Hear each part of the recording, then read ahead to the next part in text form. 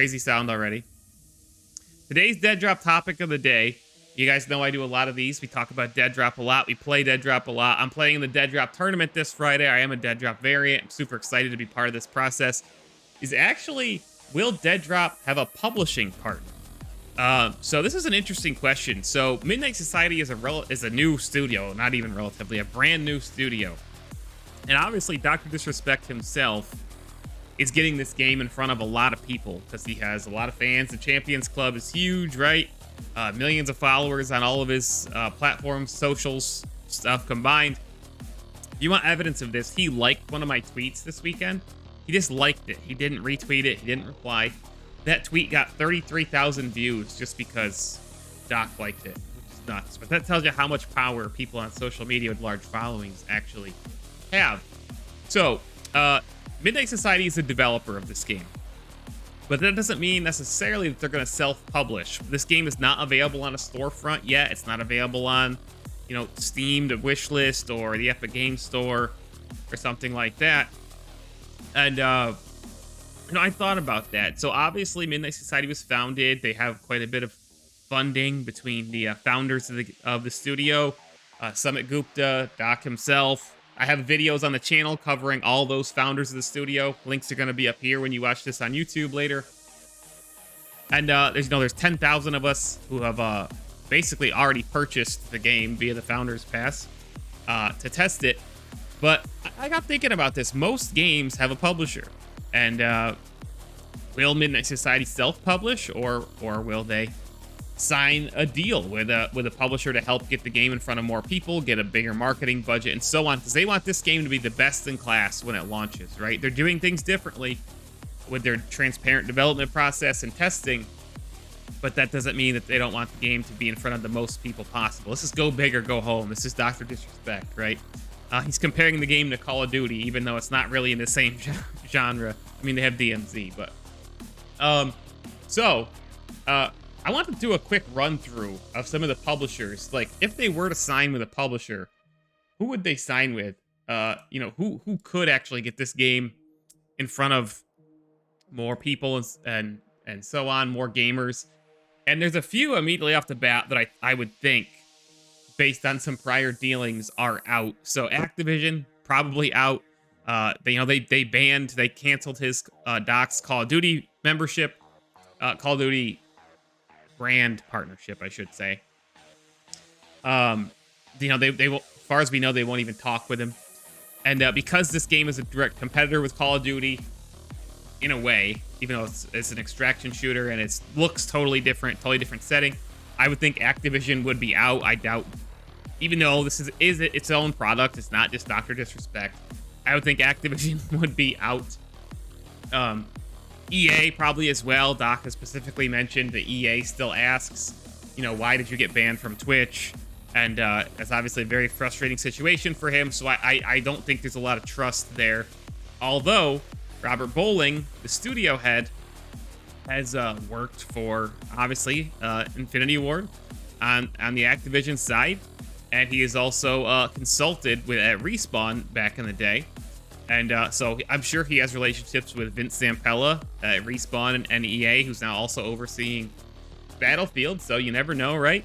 But before I go any further, there's an interesting question to ask when we talk about will Deadrop have a publisher?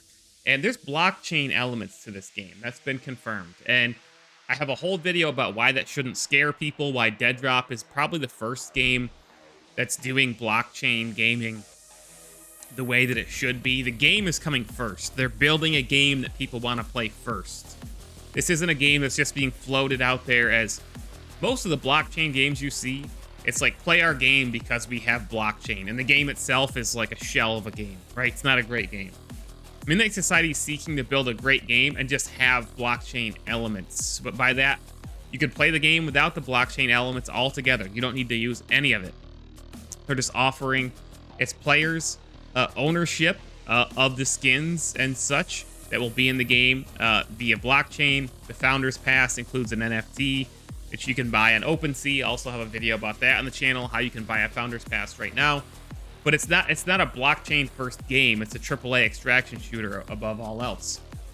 But knowing that it has blockchain elements, that would limit the potential publishing partners, I would think, because there's certain gaming companies that have taken stances against blockchain and crypto in general. Microsoft and Xbox, for example, have taken a pretty strong stance that they don't want to integrate blockchain into the Xbox ecosystem and platform.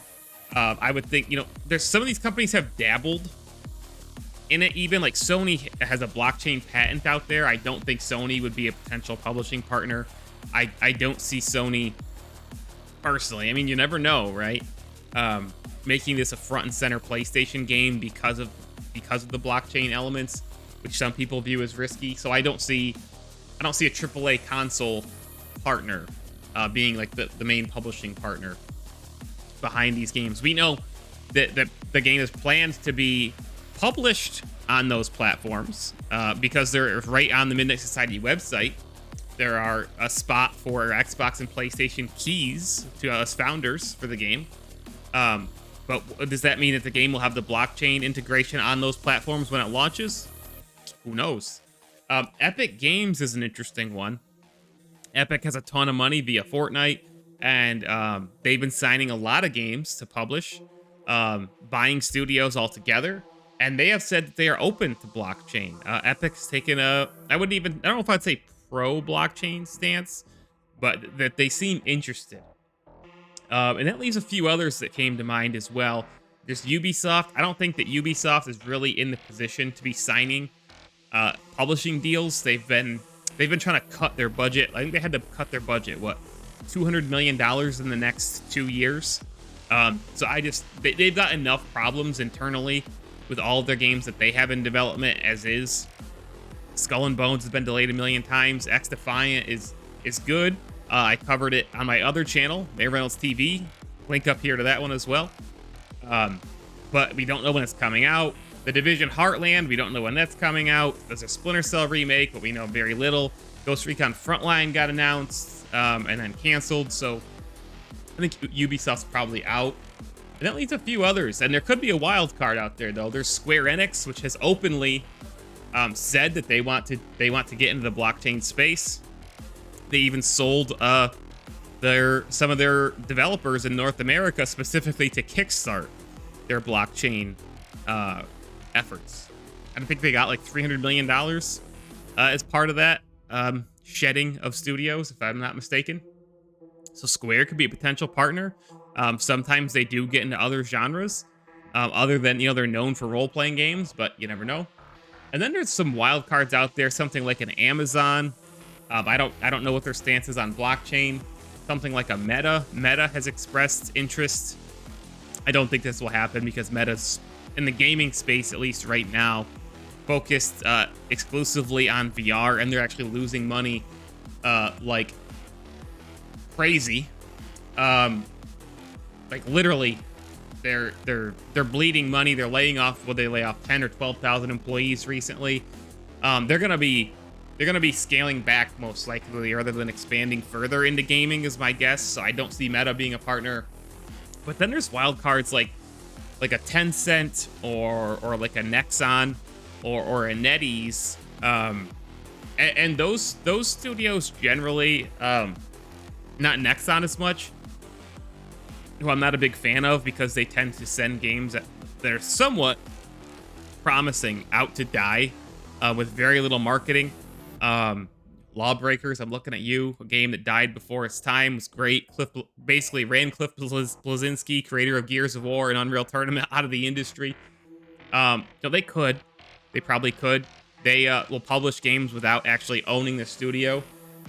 Tencent and NetEase, though, Tencent especially likes to purchase at least part of the studio as a form of investment rather than just publish the game usually. NetEase will, they're buying studios, investing in studios, but they will also,